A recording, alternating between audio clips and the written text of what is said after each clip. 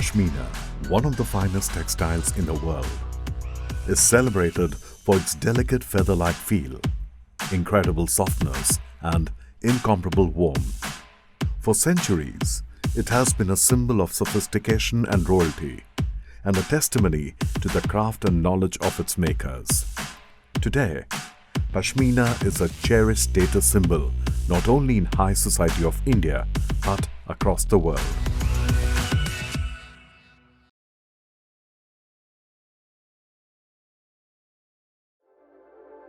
The word Pashmina is from the Persian word pashmin, which literally means white gold. The story of Pashmina starts on the rarefied heights of the Himalayan desert along the northernmost frontier of India, Ladakh. Here, an indigenous species of goat, Chantangi, develops an undercoat of hair, an adaptation to protect itself against the freezing Himalayan winters. This underfleece is the source of Pashmina. Pashmina varies from region to region.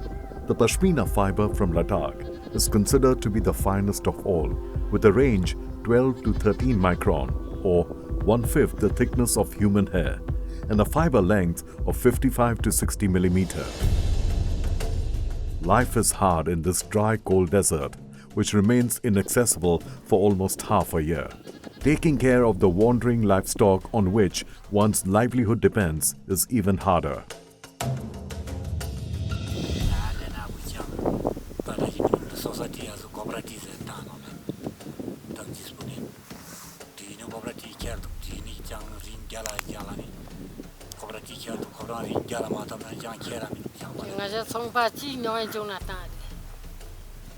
As spring arrives, with warm days and warmer nights, the goats start to shed the underfleece. Sometimes it is gently and skillfully combed out by the shepherds so as not to damage the precious fibers. But the shepherds face a problem. After the wool is collected, it has to be processed. But Ladakh has limited facilities that can undertake this work. Thus, the fine Pashmina wool must take another long journey across the mountain to Kashmir Valley.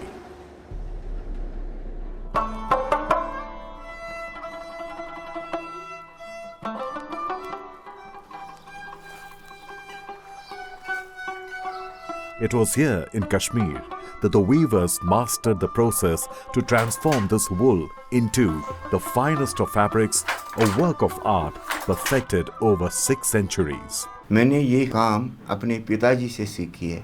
उनका पिताजी भी कर रहे थे। फिर हमको ये खानदानी पेशा है, हुनर है। पश्मीना जो है ये कश्मीर की पहचान है, और ये पश्मीना आपको किसी भी वर्ल्ड में किसी जगह पर आपको ये नहीं मिलेगा जो पश्मीना आपको कश्मीर में मिलेगा. In Kashmir, Pashmina goes through several processes. With increased mechanization, the initial process of cleaning and dehairing is completed by machines. But after this, everything is done by hand. The cleaned wool is hand-spun into a yarn made of a cluster of 10 9-inch threads, mostly done by women, sometimes sitting in groups or just by themselves in their home. They balance their daily chores to finish this activity, as the family depends on the additional income from this. While women are responsible for the spinning, men do the dyeing and weaving. The yarns are brought to the dyer. To keep the inherent characteristic of the fabric intact, azure-free dyes are used. Like a chef, the dyer checks the color frequently as the yarns are put in the dye bath until the desired result is achieved. It takes a meticulous warping process to get the yarn ready for weaving. Given the dexterity of authentic Pashmina, it is always hand-woven, where the weft is inserted through a shuttle in a throw and catch motion.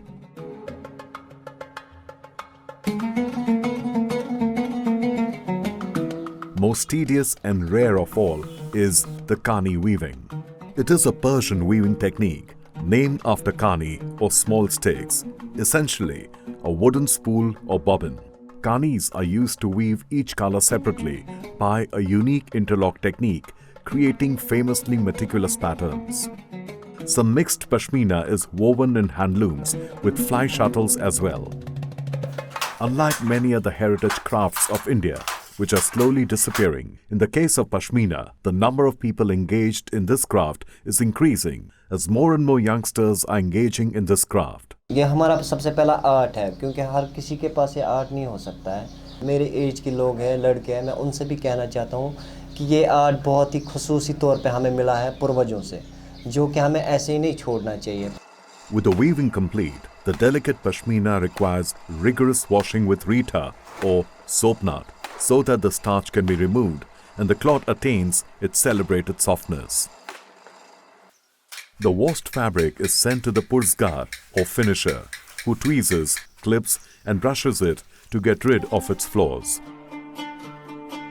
After passing through the expert hands of almost 33 craftsmen and women, each pashmina is given the final touch-up of delicate embroidery before it is ready to be presented to the world.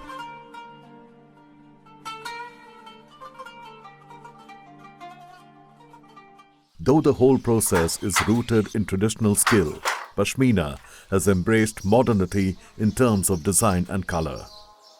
Brands such as Sadhu work closely with the weavers in developing fabric and taking it to the domestic and international market. The Sadhu brand is all about pure pashmina scarves, hand-spun and hand-woven in Kashmir. I have been very passionate about designing and making textiles for different purposes.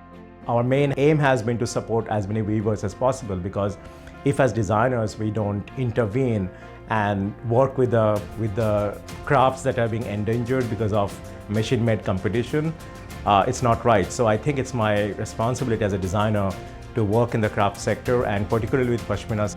Each pashmina product is thoroughly checked for quality before being tagged and packed for distribution to domestic and international retailers. However, challenges still exist. One of the major challenges to explain people why it is expensive and how much of manual work is involved before a fine pashmina shawl is made. People don't understand the real difference between a pashmina and cashmere. Mongolia, China, Tibet, they're all cashmere producing regions, and most of those fibers are kind of chemically processed and made into yarn on a machine. And then the quality of the fiber is also not that great. So we have to kind of tell people that, you know, this is like a genuine product, and for the sake of conservation of that traditional technique, and I as a textile designer also feel quite responsible to keep that tradition, that traditional craft alive. As you wrap the pashmina around yourself, you just not wrap a fabric, but the stories, myths, smells, textures and comfort of the mountains and valleys, of the streams and the chinar trees, and the passion and hard work of its humble people.